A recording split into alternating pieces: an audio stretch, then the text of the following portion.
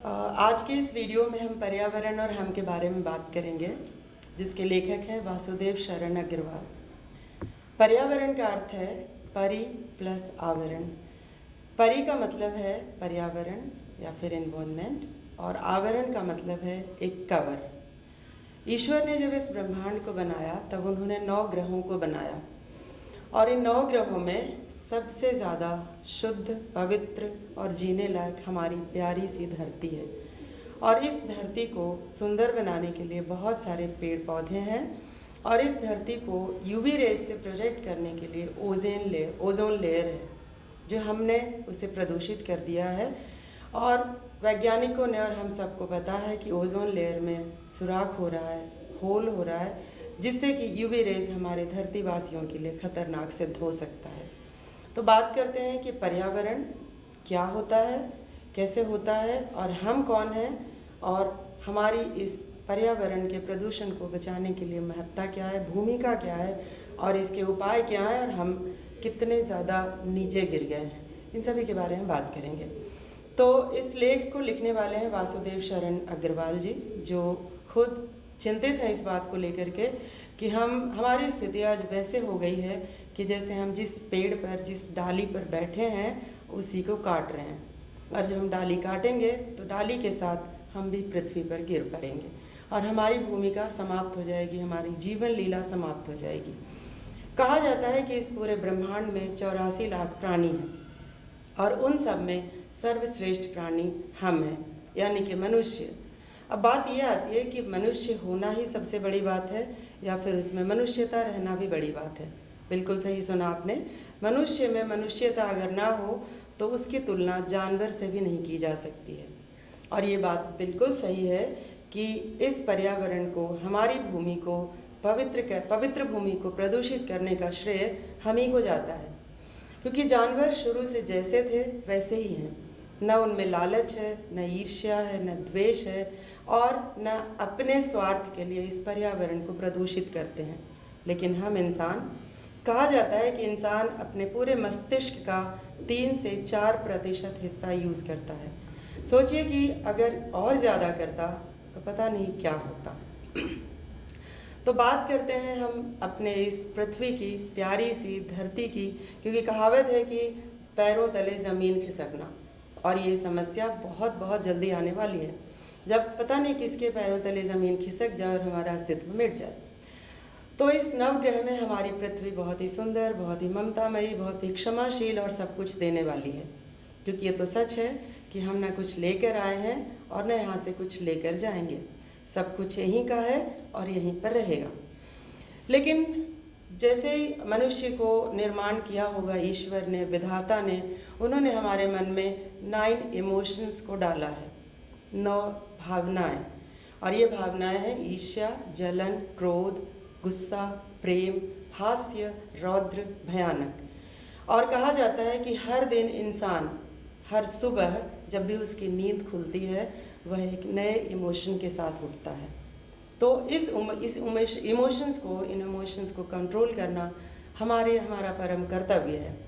हमारा शरीर 5 तत्वों से निर्मित है, और कहा जाता है क्षतिजल पावक गगन समीरा पंच रचित्य अधम शरीरा, यानी धरती, जल, अग्नि, आकाश और वायु, इन्हीं सब तत्वों से हमारे शरीर का निर्माण हुआ है, और इन्हीं में हमें विलीन होना है।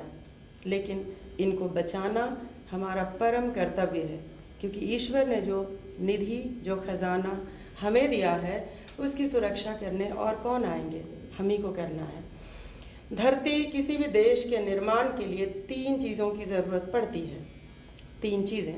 सबसे पहले रहने लायक धरती, और उस पर मनुष्य, और फिर उनका कल्चर। मैं रिपीट कर रही हूँ, सबसे पहले किसी देश के निर्माण के लिए 3 चीज़ों की आवश्यकता पड़ती है। धरती जो उपजाऊ हो, सुंदर हो, हरा भरा हो, जहाँ पर पानी हो, और उस पर रहने वाले मनुष्य, क्योंकि अगर मनुष्य नहीं है तो देश का निर्माण नहीं होगा, वो तो जंगल हो जाएगा।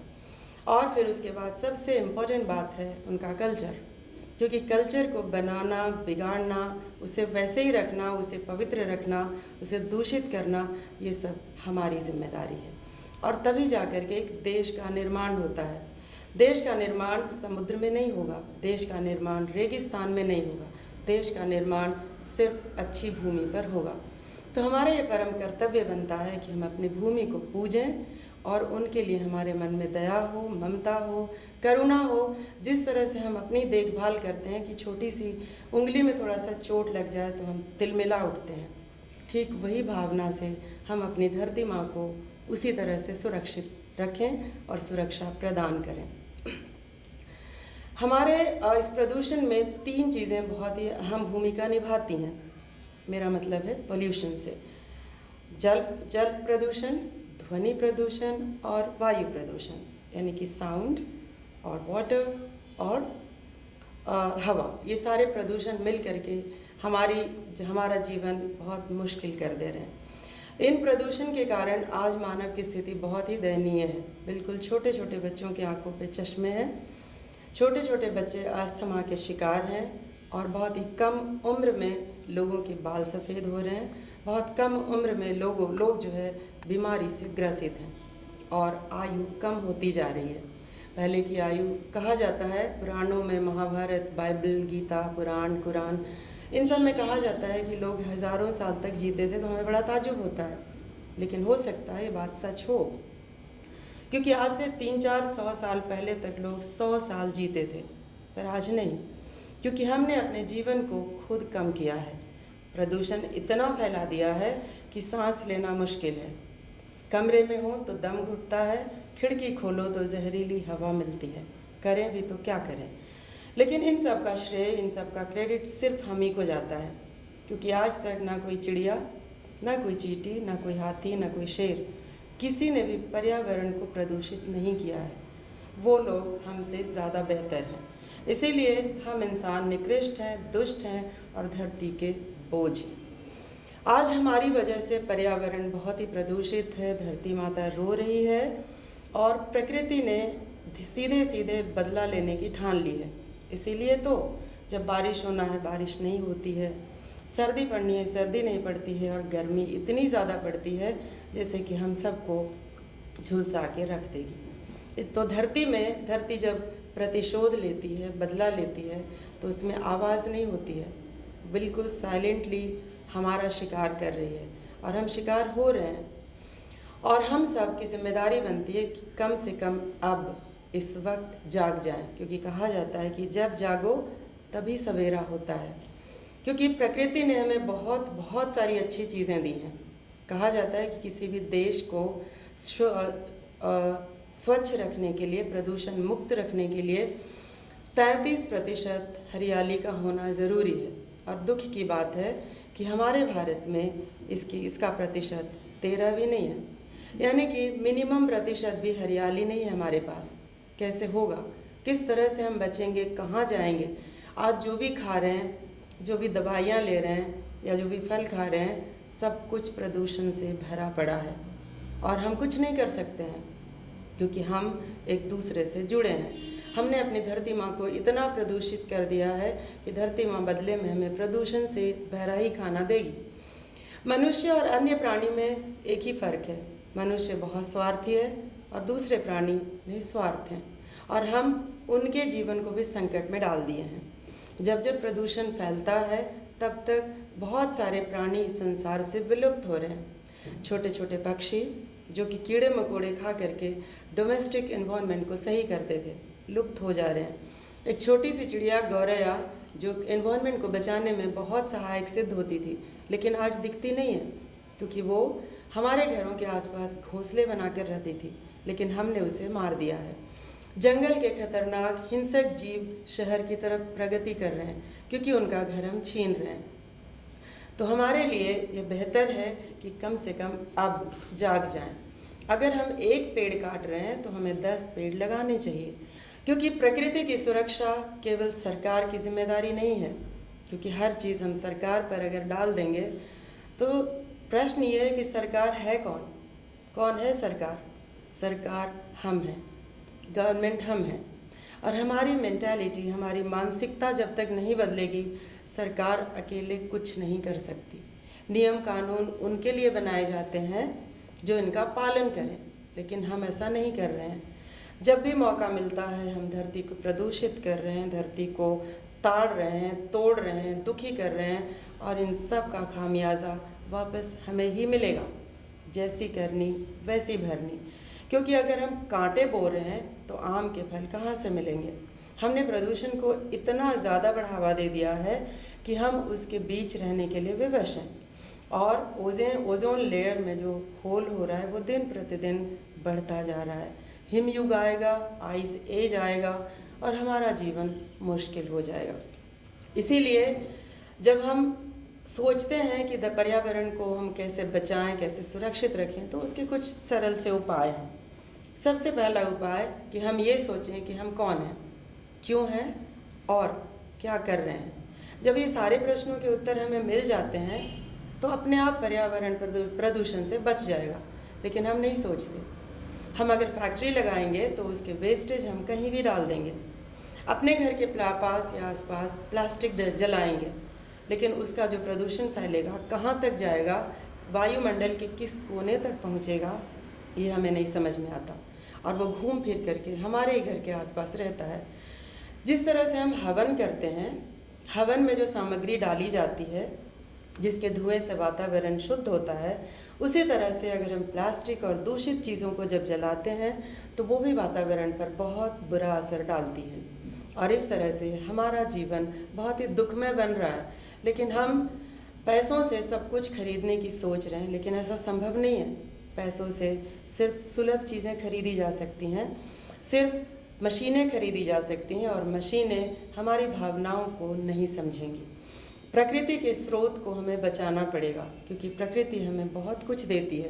प्रकृति हमें जल देती है, प्रकृति हमें खाना देती है, प्रकृति हमें वो सारी चीज़ें देती है जो हमें चाहिए, और प्रकृति के भंडार में अनगिनत चीज़ें अभी भी छिपी हुई हैं। लेकिन हमें उनको पहचानने की ज़रूरत है और उनकी सुरक्षा करने की ज़रूरत है। और जैसे कि मैंने कहा कि हम सब की जिम्मेदारी है कि कैसे हम प्रदूषण से मुक्त हों, और सबसे पहले किस तरह से हम अपने प्रकृति को बचाएं। पानी के बारे में अगर बात करें तो ये तो फैक्ट है कि पूरे पृथ्वी पर 71% वाटर है और 29% भूमि है। लेकिन इसके बावजूद बहुत सारे लोग पानी से के प्यास से मर रहे हैं। उनके पास शुद्ध शीतल जल नहीं है, उनको प्रदूषित पानी पीने के लिए विवश होना पड़ रहा है। उनके पास जल की समस्या है, क्योंकि बहुत सारा पानी खारा है, सॉल्टी है, जिसे हम पी नहीं सकते, और उसे पी करके हम जीवित नहीं रह सकते। तो जो मीठा पानी है, जो पेयजल है, उसको सुरक्षित रखना हमारा परम कर्तव्य है। लेकिन हम ऐसा नहीं करते।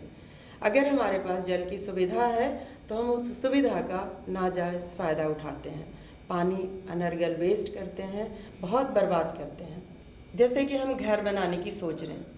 घर बनाने के लिए मान लीजिए हमारे पास 200 स्क्वायर यार्ड ज़मीन है, 200 गज, तो उसमें से 50 गज हम पेड़ों के लिए रखें, क्योंकि पेड़ हैं तो हम हैं।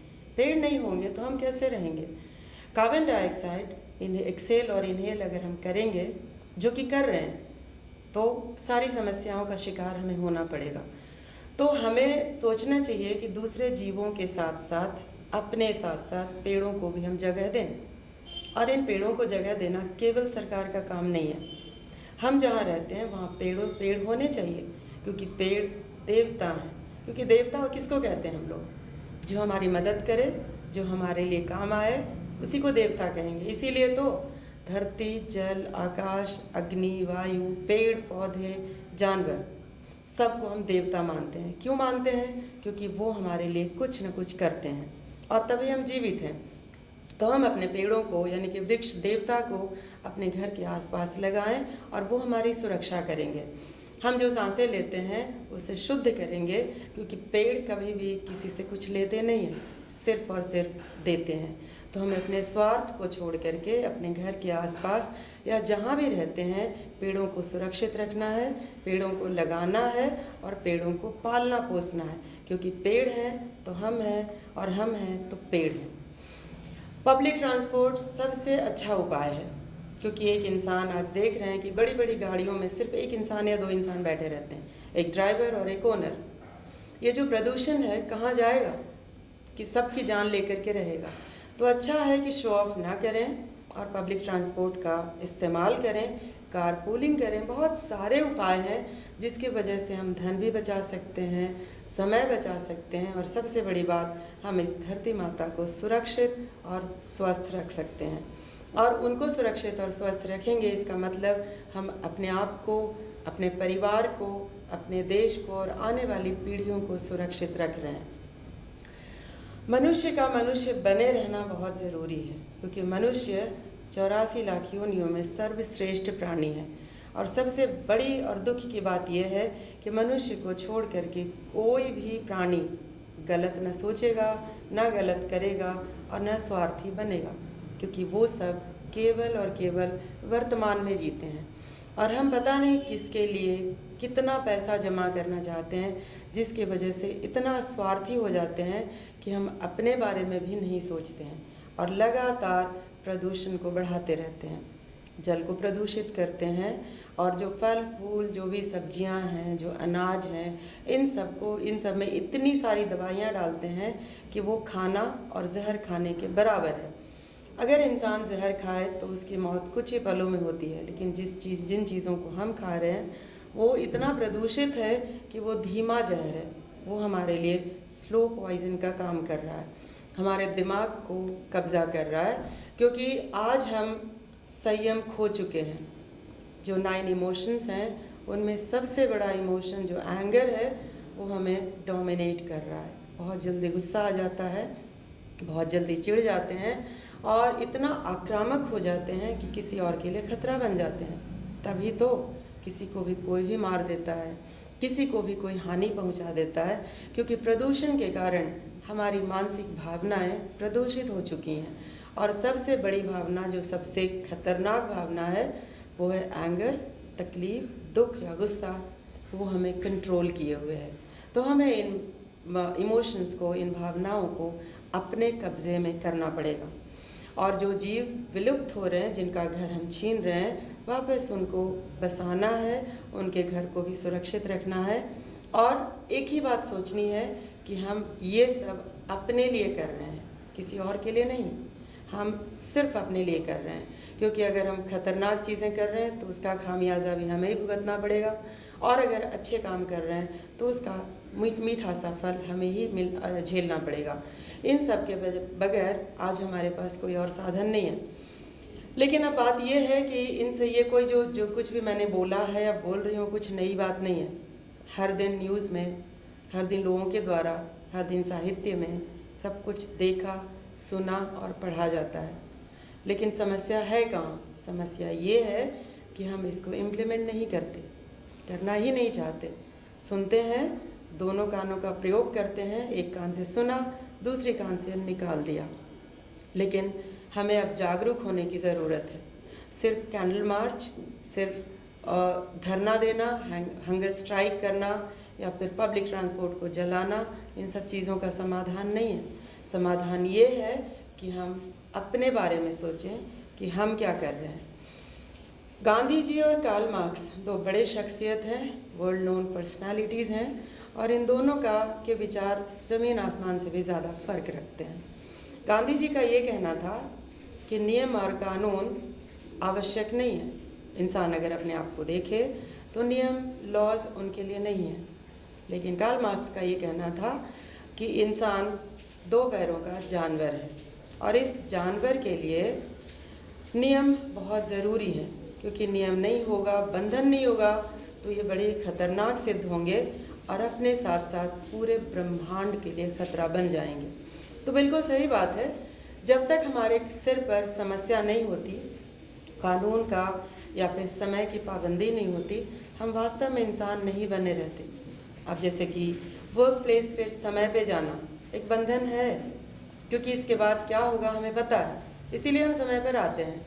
वरना अगर छूट दे दी जाए कि कभी भी आओ, तो हम कभी नहीं आएंगे।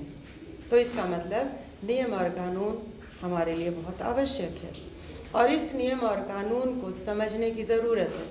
लेकिन यहाँ पर गांधी जी के विचार से मैं थोड़ा बहुत सहमत हूँ, क्योंकि अगर हर इंसान केवल अपने आप का निरीक्षण करे केवल खुद के बारे में सोचे कि उससे क्या गलती हो रही है, तो न किसी कानून की ज़रूरत पड़ेगी और न पर्यावरण प्रदूषित होगा, न हम खतरे में होंगे और न हमारी प्यारी सी पृथ्वी को गुस्सा आएगा, क्योंकि पृथ्वी धीरे धीरे अपनी सहनशीलता छोड़ रही है। पानी का स्तर नीचे जा रहा है, धरती अनुर्वर हो रही है, उसमें फर्टिलिटी कम हो रही है, हर साल गर्मी बढ़ रही है। क्योंकि ये तो सत्य है ना कि जब ब्रह्मांड बना था तो जो चीज़ें ईश्वर ने हमें दी थीं उनमें से सबसे प्रमुख, सबसे पहले स्थान पे आता है हवा, वायु। क्योंकि इसके बिना हम 1 मिनट 2 मिनट ज़्यादा नहीं जी सकते, मतलब जी सकते हैं, बहुत तकलीफ़ होती है। अगली बारी आती है पानी की। हवा के बाद पानी के बिना भी कुछ घंटे कुछ दिन जिया जा सकता है। उसके बाद बारी आती है अन्न की, और इसके बाद कुछ महीनों कुछ दिनों, महीना भी नहीं, हो सकता है 1 महीना जी लें, उसके बाद इंसान का शरीर मर जाता है। तो कहने का तात्पर्य ये है कि ये तीनों चीज़ें, हवा, पानी और खाना, ये तीनों चीज़ें बेसिक नीड, बेसिक राइट और ये सारी संपत्ति हैं। एक कहानी में ये बताया गया कि एक इंसान था जो बहुत ही लालची था और उसके सामने 2 ऑप्शंस रखे गए थे। उसको एक कमरे में बंद कर दिया गया और 2 ऑप्शन रखे गए। एक ऑप्शन ये था कि उसे अपना मील 3 जो ब्रेकफास्ट, लंच और डिनर जो होता है उसे स्किप करना है और नेक्स्ट डे के लिए उसे जो है प्लान करना है। तो उसने जो है अपने जीवन में सिर्फ उस धन को माना और इस तरह से कई दिन बीतते गए, उसने खाना नहीं खाया क्योंकि वो लालची हो गया था और अंत में उसका परिणाम ये हुआ कि वो मर गया। तो इस तरह से हम पर्यावरण को सुरक्षित करने के बारे में आज ही सोचें, अभी सोचें। और फिर से मैं कह रही हूँ कि ये सरकार की जिम्मेदारी नहीं है, हम सब की जिम्मेदारी है। Thank you.